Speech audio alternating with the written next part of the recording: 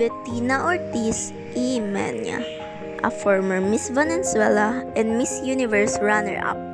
She is now the wife of Miami auto parts tycoon Herman Ortiz y Mena.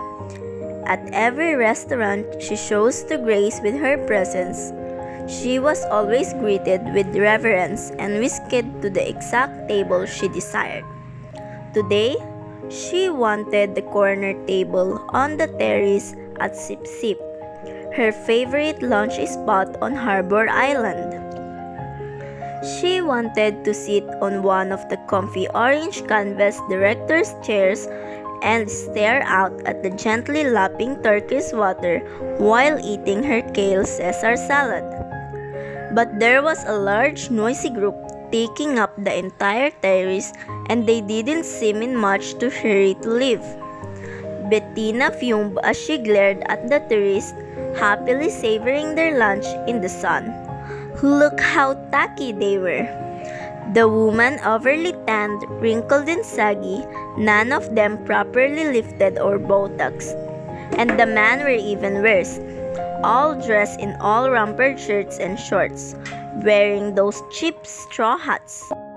Why did such people have to come here?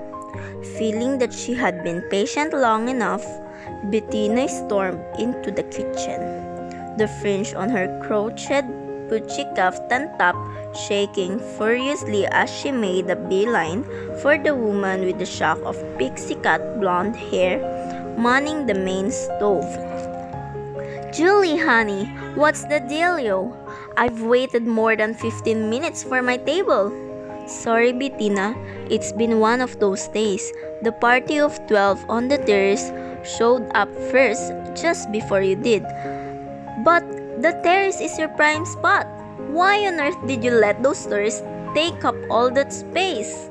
Well, that tourist in the red fishing cap is Duke of Glencora. His party just boated over from Windmere. That's his royal husband. You see more of the coast. Isn't it the most handsome sailboat you've ever seen? I'm not impressed by big boats. Bettina huffed, although secretly she was rather impressed by the people with big title. From the kitchen window, she surveyed the party assembled on the terrace with new eyes. These aristo-British types were such a strange breed. Sure, they had their Savile Row suits and their heirloom charas, but when they traveled, they looked so painfully frumpy. It was only then that Bettina noticed three tan, well-built men in fitted white t-shirts and black Kevlar pants sitting at the adjacent table. The guys weren't eating, but sat watchfully, sipping glasses of seltzer water.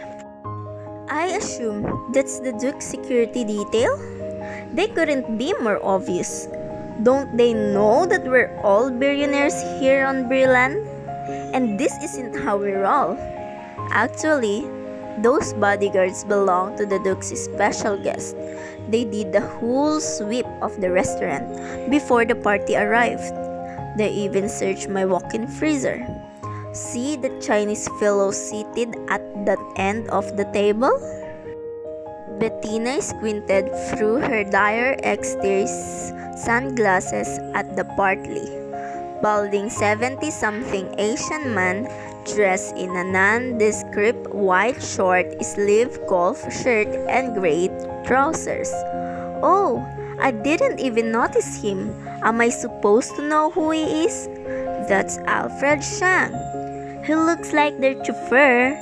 Doesn't he look like that guy that used to drive Jay Wyman around the Falcon Crest?